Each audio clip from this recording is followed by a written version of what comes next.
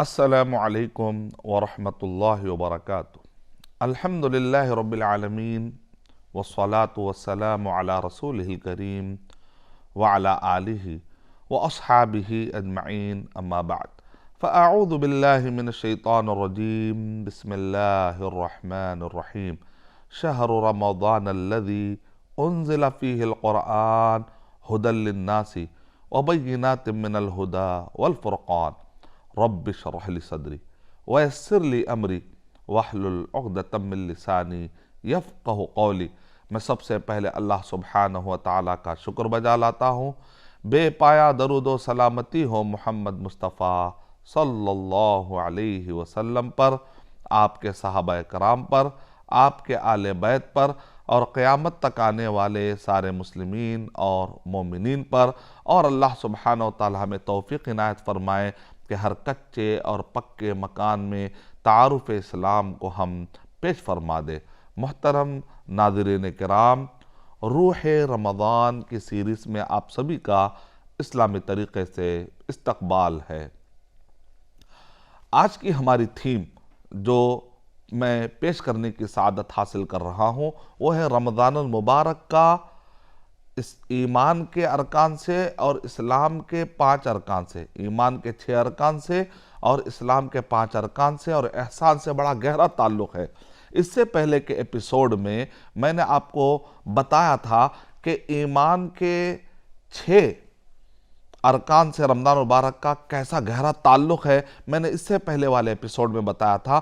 آج ہی ہم جانیں گے کہ اسلام کے 5 ارکان سے رمضان المبارک کا کتنا بڑا گہرا تعلق ہے، کہ جب آپ کہتے ہیں کہ اسلام کیا ہے، جبرائیل علیہ السلام نے آ کر جب پوچھا اللہ کے نبی صلی اللہ علیہ وسلم سے، صحیح مسلم حدیث نمبر 8 کے مطابق، کہ مل ایمان اور مل اسلام، کہ اللہ کے نبی صلی اللہ علیہ وسلم اسلام کیا ہے، تو اللہ کے نبی صلی اللہ علیہ وسلم نے جواب میں عرض فرمایا تھا، شہادت اللہ الہ الا اللہ وانی رسول اللہ، یعنی لا الہ الا اللہ محمد الرسول اللہ کی گواہی دینا، شہادت پیش کرنا، گواہی دینا، وَإِقَامِ الصَّلَاةِ نماز قائم کرنا، وَإِيتَاءِ الزَّكَاةِ زکوٰۃ ادا کرنا، وَصَوْمِ رمضان رمضان مبارک کے روزے رکھنا، وحج البیت من استطاع الیہ سبیلا، اور بیت اللہ کا حج کرنا اگر وہاں تک پہنچنے کی استطاعت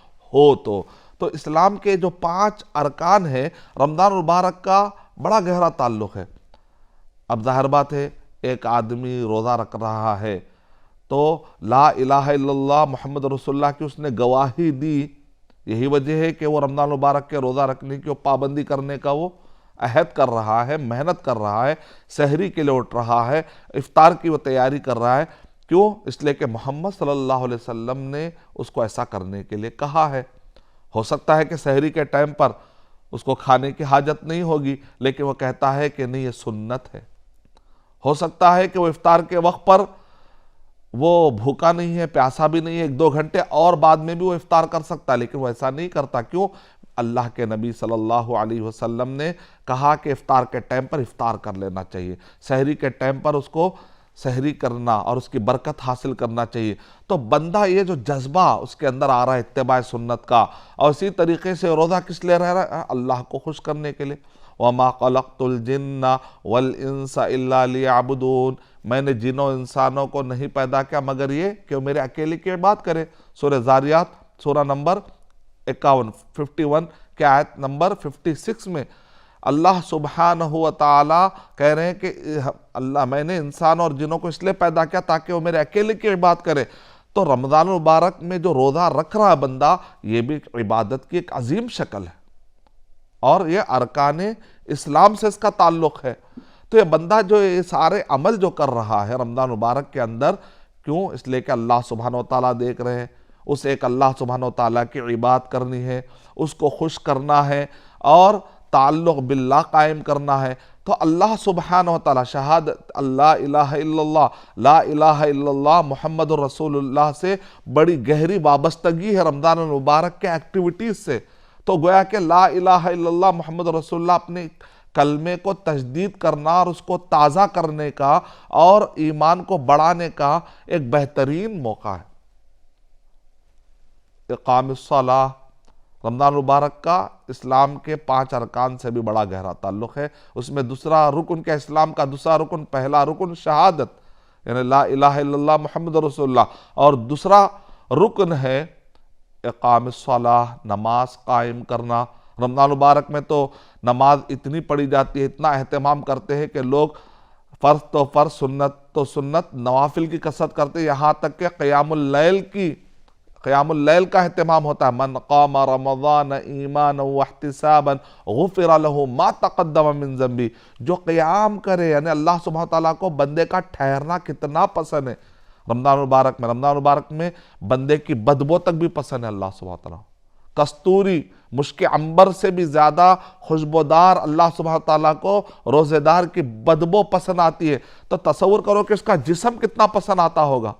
روزے دار کی بدبو کو اللہ تعالیٰ اتنی عزت دے رہے ہیں، اے روزے دار تیرے جسم اور تیرے وجود کو اللہ سبحانہ تعالیٰ کتنا پسند کرتے ہیں، تو پھر اس روزے والے وجود سے گالی اچھی نہیں لگتی، جھوٹ اچھا نہیں لگتا، دغا بازی اس حالت میں، غیبت، چغل خوری، گپ شپ، گندے باتیں، ادھر ادھر کی باتیں اور گندے گانے سننا، یا فواحش سے اپنے آپ کو، یا بدعتوں کے اندر، شرک کے اندر اپنے آپ کو ملوث کر لینا، یہ ایک اچھے روزے دار، ایک مومن روزے دار کی علامت نہیں ہوتی۔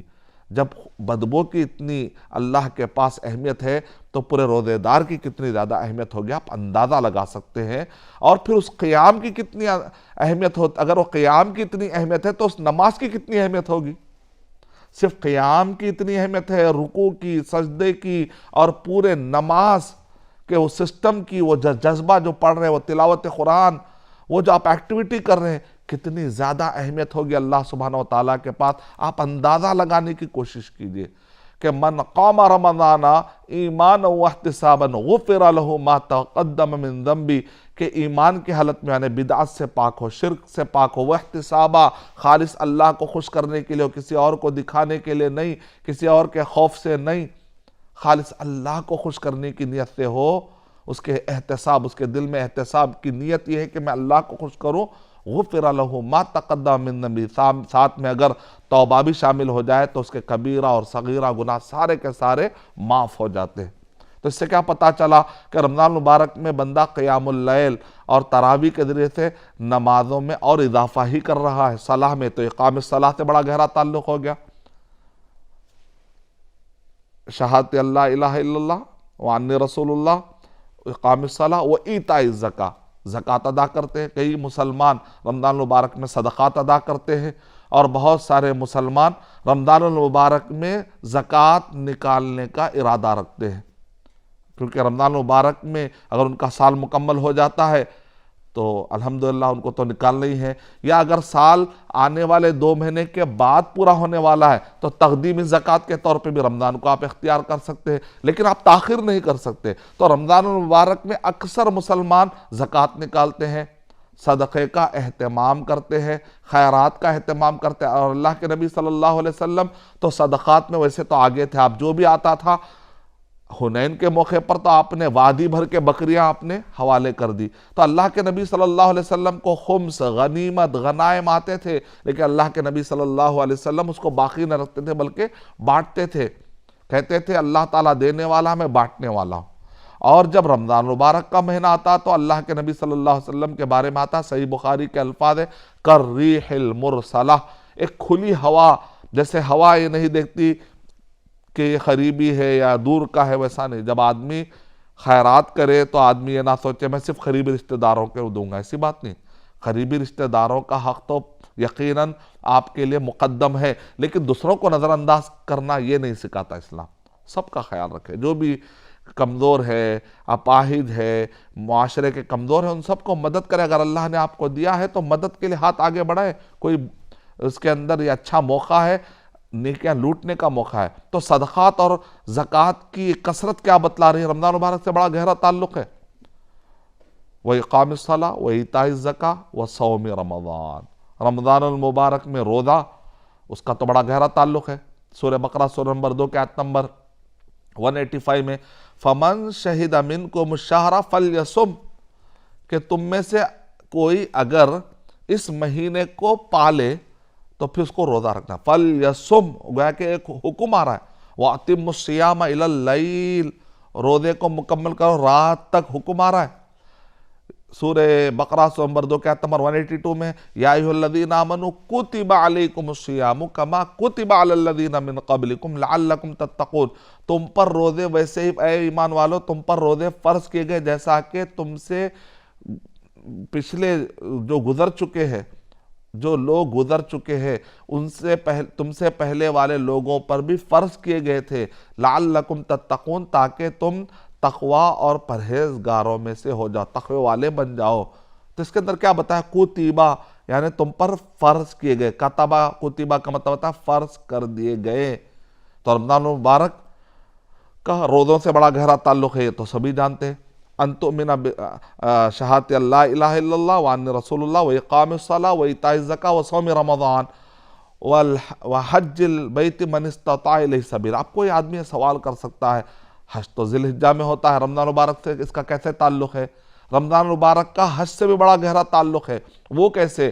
اللہ کے نبی صلی اللہ علیہ وسلم نے ارشاد فرمایا عمرۃ فی رمضان تعدل حجۃ معی، کہ اللہ کے نبی صلی اللہ علیہ وسلم کا ما قال علیہ السلام کہ رمضان المبارک میں اگر کوئی آدمی عمرہ سے سرفراز ہوتا ہے، عمرہ کر لیتا ہے تو میرے ساتھ حج کرنے کا ثواب ملے گا. تو یہاں پر کیا بتایا جا رہا ہے کہ اللہ کے نبی صلی اللہ علیہ وسلم کہتے ہیں رمضان مبارک میں عمرہ کرنے والے کو کتنا ثواب ملے گا؟ اللہ کے نبی صلی اللہ علیہ وسلم کے ساتھ حج کرنے کے برابر اس زمانے میں آپ کی معیت میں جو حج ملا تھا وہ حج کا ثواب ملے گا. تو رمضان مبارک کو کتنی اہمیت دی جا رہی کیسے اندازہ نہیں لگتا؟ اندازہ لگتا ہے. اب اس کے بعد ایمان کے 6 ارکان سے بڑا گہرا تعلق ہے، گزشتہ ایپیسوڈ میں میں نے بتایا. اسلام کے 5 ارکان سے بڑا گہرا تعلق ہے، اس ایپیسوڈ میں بتایا. تو آپ ساتھ میں یہ بھی سمجھتے جائیے کہ احسان سے کتنا گہرا تعلق ہے. ہر عبادت کا تعلق احسان سے ہے. یعنی آدمی اپنے آپ کو مسلم، مومن اور محسن بنائے، یعنی کہ محسنون ومن احسن قولا ممن دعا الی اللہ، قرآن مجید میں محسنون. اور ان اللہ اللہ سبحانہ وتعالی لا یضیع اجر المحسنین، قرآن مجید میں بتایا گیا کہ اللہ سبحانہ وتعالی محسنین کے اجر کو ضائع نہیں کرتے. تو محسن اعلیٰ کیٹیگری، یعنی کہ اسلام مسلم، مومن اور محسن بننا ہے، یہ بتایا گیا.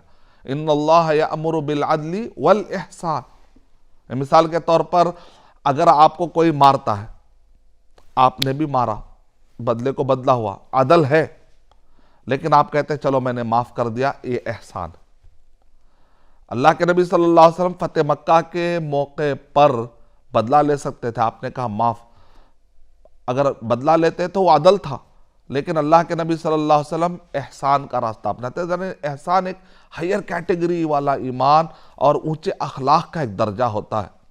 اور حدیث میں جو حدیث جبرائیل کے اندر اس کا جو ڈیفینیشن ہے اس پر بھی ذرا غور کرتے جائیے کہ جبرائیل علیہ السلام نے صحیح مسلم حدیث نمبر 8 پڑھی ہے تفصیلی طور پر، بڑی پیاری حدیث ہے. علم کے ذریعے سے رمضان گزاریے، جہل کے ذریعے سے رمضان مت گزاریے. یہ حدیث پڑھ کے ایک مرتبہ رمضان مبارک گزاریے، ایمان میں اور لذت ایمان اور حلاوت ایمان میں مٹھاس نصیب ہوگی انشاءاللہ. مل احسان، اے اللہ کے نبی صلی اللہ علیہ وسلم احسان کیا ہے؟ تو اللہ کے نبی صلی اللہ علیہ وسلم نے ارشاد فرمایا تعبد اللہ کأنک تراہ، کہ تم عبادت کرو گویا کہ تم اللہ کو دیکھ رہے ہو. فإن لم تکن تراہ فإنہ یراک، اگر تم دیکھ رہے ہو، گویا کہ دیکھ رہے ہو، یہ کیفیت پیدا نہیں ہو رہی تو کم سے کم یہ تو کیفیت پیدا کرو کہ اللہ سبحانہ وتعالیٰ تمہیں دیکھ رہے ہیں. اور یہ صرف نماز، روزہ، زندگی کے ہر شعبے میں آپ کو یہ کیفیت لانا پڑے گا کہ میں کر رہا ہوں اللہ سبحانہ وتعالیٰ کے لیے. میں کسی اور کو بتانے کے لیے کیوں کروں؟ کیونکہ جس کو میں بتانے کے لیے کر رہا ہوں وہ کل مرنے والا ہے، لیکن میں جس کے لیے کر رہا ہوں وہ حیٌ ہے، قیوم ہے. اور کئی لوگ آ کر کہتے ہیں کہ میں نے میرے بھائی کے لیے کیا کیا نہیں کیا، لیکن آج میرا بھائی مجھ کو ایسا کہتا ہے تو مجھے اس لیے بہت درد ہوتا ہے، دل میں بہت تکلیف ہوتی ہے۔ تو میرے بھائی، آپ نے بھائی کے لیے کیوں کیا؟ آپ اللہ کے لیے کرنا تھا۔ یعنی نیکی کرو اللہ سبحانہ و تعالیٰ کے لیے، نیکی کر ترازو میں ڈال، نیکی کر دریا میں ڈال، یہ جملہ میں نہیں کہوں گا، پانی میں بہہ کے نکل جائے گی پھر۔ نیکی کر ترازو میں ڈال، بس وہ جنت کا فیصلہ کرنے والا مالک یوم الدین، قیامت کے دن کا مالک اللہ سبحانہ و تعالیٰ، اس کے لیے کرو۔ اس کے بعد آپ کو خوف ہی نہیں، سامنے والا اعتراف کرے یا نہ کرے، اس سے کیا مطلب ہوتا ہے؟ مان لیا سامنے والا، ویل اینڈ گڈ، نہیں بھی مانتا ہے تو آپ کو کبھی تکلیف ہی نہیں ہوتی، کیونکہ آپ نے اس کے لیے کیا ہی نہیں نا۔ آپ نے کسی کی مدد کی اللہ کے لیے، آپ نے بیوہ کی مدد کی اللہ کے لیے، آپ نے یتیم کی مدد کی اللہ کے لیے۔ وہ یتیم بڑا ہو کے آپ کو ابیوز کر رہا ہے، گالی دے رہا، اس سے مجھے کیا لینا دینا؟ میں نے بیوی کے لیے کیا، بیوی کہتی میں نے شوہر کے لیے کیا، نہیں، یہ سب جملے غلط ہیں۔ میں نے اللہ کے لیے کیا احسان، کہ گویا کہ تم اللہ سبحانہ وتعالیٰ کو دیکھ رہے ہو، یا کم سے کم یہ ہے کہ اللہ سبحانہ وتعالیٰ تمہیں، تو کوئی بھی کیفیت، آپ ایک جاتے جاتے دیکھ رہے کہ پتھر گرا ہوا ہے، تو آپ کہتے ہیں ارے میں اٹھا دوں گا، ہو سکتا کوئی بھی نہ دیکھ رہا، اب انتظار نہ کرے آپ کے کوئی آئے اور دیکھے، اسی وقت پر آپ پتھر اٹھائے، یا پھر سیلفی لے، دیکھو میں پتھر اٹھا رہا ہوں، ضرورت نہیں ہے۔ جو نیکی دینے والا ہے، قیامت قائم کرنے والا، مالک یوم الدین، قیامت کے دن کا فیصلہ، بدلے کے دن کا مالک ہے، وہ دیکھ رہا ہے، میرے لیے کافی ہے۔